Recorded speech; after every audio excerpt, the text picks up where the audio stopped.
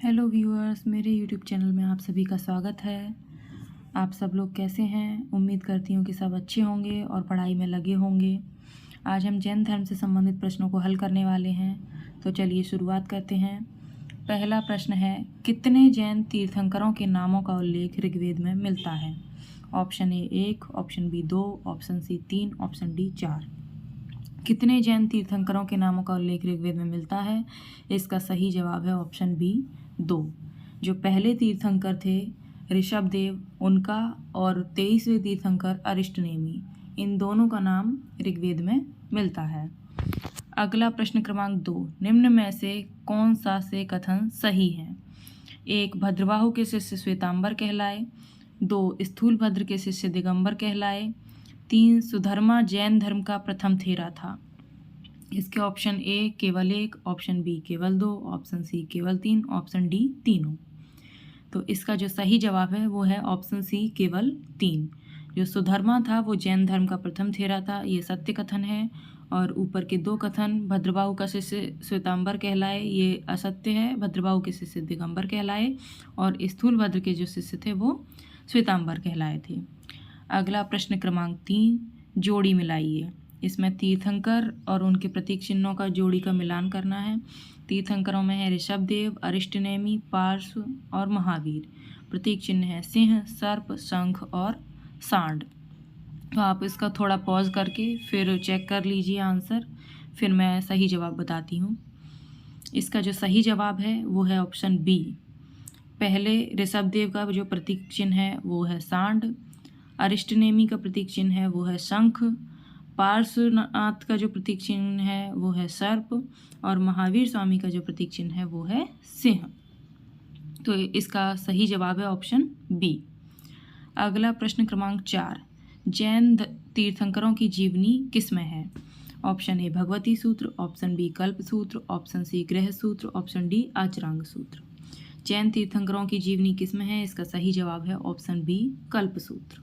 भगवती सूत्र में महावीर स्वामी की जीवनी है और आचरांग सूत्र में जो जैन धर्म के अनुयायी होते हैं उनके लिए आचार व्यवहार के नियमों का वर्णन है।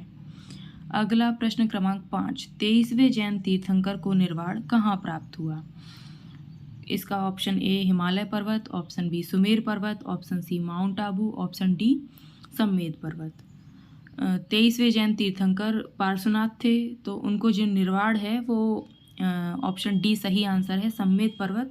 सम्मेद पर्वत पर इनको निर्वाण प्राप्त हुआ था और ये सम्मेद पर्वत वो है जो झारखंड में स्थित है। और 23वें जैन तीर्थंकर पार्श्वनाथ जो थे वो काशी के इक्ष्वाकु वंशीय राजा अश्वसेन के पुत्र थे। ये इम्पोर्टेंट फैक्ट है, क्वेश्चंस में पहले पूछा भी गया है।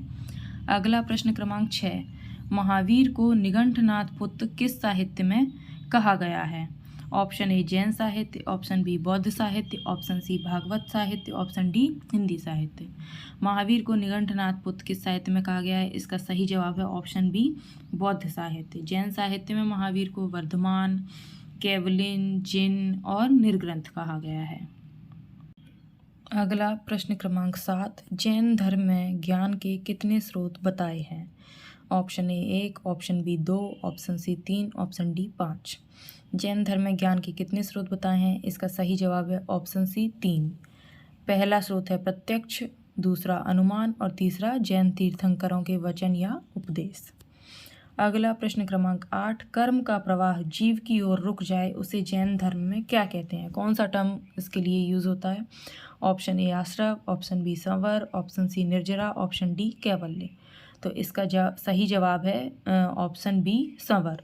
कर्म का प्रवाह जीव की ओर रुक जाए उसे जैन धर्म में संवर कहते हैं। और आश्रव किसे कहते हैं? कर्म का जीवन की ओर जो प्रवाह होता रहता है उसको आश्रव कहते हैं। और निर्जरा कहते हैं जो पहले से विद्यमान कर्म हैं, जो पूर्व कर्म हैं वो नष्ट हो जाए, उनका क्षय हो जाए, तो उसको निर्जरा कहते हैं, उसके लिए निर्जरा टर्म यूज़ होता है।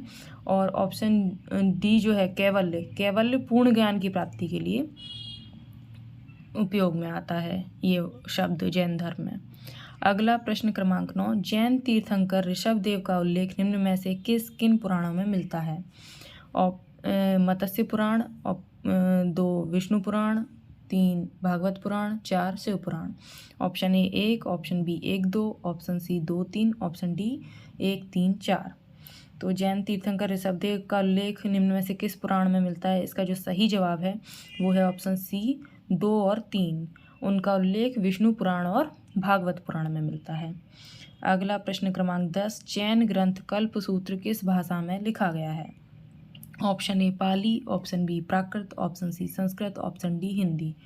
इसका जो सही जवाब है जैन ग्रंथ कल्पसूत्र किस भाषा में लिखा गया है, उसका सही जवाब है ऑप्शन सी संस्कृत। और ज़्यादातर जो जैन ग्रंथ हैं वो प्राकृत भाषा में लिखे गए हैं और बौद्ध ग्रंथ हैं वो पाली भाषा में लिखे गए हैं, लेकिन बौद्ध ग्रंथ की जो महायान शाखा है उसके अधिकतर ग्रंथ संस्कृत भाषा में लिखे गए हैं। तो जैन ग्रंथ कल्पसूत्र किस भाषा में लिखा गया है? इसका जो सही जवाब होगा वो ऑप्शन सी संस्कृत है। अगला प्रश्न क्रमांक 11, कौन से तमिल ग्रंथ का कुछ भाग जैनियों द्वारा रचा गया है? Option A Tolkappiyam, option B Kural, option C Manimekalai, option D Pathinen Kil Kanakku. तो किस तमिल ग्रंथ का कुछ भाग जैनियों द्वारा रचा गया है? इसका सही जवाब है ऑप्शन बी कुरल। कुरल एक तमिल ग्रंथ है। कुरल के जो रचनाकार हैं वो तिरुवल्लुवर हैं। तोल्कापियम एक तमिल व्याकरण ग्रंथ है जिसके रचनाकार तोल्कापियार हैं। और मणिमेखले भी एक तमिल ग्रंथ है, इसके रचनाकार शीतलय सतनार हैं। अगला प्रश्न क्रमांक 12, द्वितीय जैन संगीति कहाँ आयोजित की गई थी? Option A Bihar, option B Uttar Pradesh, option C Gujarat, option D Kashmir. तो द्वितीय जैन संगीति कहाँ आयोजित की गई? इसका सही जवाब है ऑप्शन सी गुजरात। गुजरात के वल्लभी में द्वितीय जैन संगीति आयोजित की गई थी। इसके जो अध्यक्ष थे वो क्षमा श्रवण थे। और प्रथम जैन संगीति है वो बिहार के पाटलिपुत्र में आयोजित की गई थी। उसके अध्यक्ष स्थूलभद्र थे। अगला प्रश्न क्रमांक 13, निम्न में से कौन सबसे पूर्वकालिक जैन ग्रंथ कहलाता है? ऑप्शन ए 12 अंग, ऑप्शन बी 12 उपांग, ऑप्शन सी 14 पूर्व, ऑप्शन डी 14 उपपूर्व। तो इसका जो सही जवाब है वो है ऑप्शन सी 14 पूर्व। ये सबसे पुराने जैन ग्रंथ हैं। बाकी जो 4 ऑप्शन हैं वो भी जैन ग्रंथ के ही हैं। 12 अंग, 12 उपांग और 14 उपपूर्व, ये सभी भी जैन ग्रंथ के ही धर्म ग्रंथ हैं। अगला प्रश्न क्रमांक 14, जैन धर्म के अंतिम राजकीय संरक्षण किस वंश के शासकों ने दिया? ऑप्शन ए बंगाल के पाल, ऑप्शन बी बंगाल के Sen, option C Chalukya, option D Rashtrakuta. तो इसका जो सही जवाब है ऑप्शन ए बंगाल के पाल। सबसे अंत में संरक्षण जो है वो जैन धर्म को बंगाल के पाल शासकों ने ही दिया था। इसके अलावा जो ऑप्शन सी और डी हैं, चालुक्य और राष्ट्रकूट शासकों ने भी जैन धर्म को संरक्षण दिया था, लेकिन सबसे अंत तक जो संरक्षण है वो बंगाल के पाल शासकों ने दिया था। अगला प्रश्न क्रमांक 15, जैन परंपरा अनुसार बाहुबली किस तीर्थंकर का पुत्र है? Option A Rishabhanath, option B Parshvanath, option C Mahavir, option D Neminath. तो इसका जो सही जवाब है ऑप्शन ए ऋषभनाथ, जो प्रथम जैन तीर्थंकर थे और जैन धर्म के संस्थापक थे ऋषभनाथ, उनके पुत्र को बाहुबली कहा जाता है। आपको मेरा वीडियोस कैसे लग रहे हैं? अगर आप मेरे पिछले वीडियोस देखना चाहते हैं तो लिंक डिस्क्रिप्शन बॉक्स में है, वहां से चेकआउट कर सकते हैं।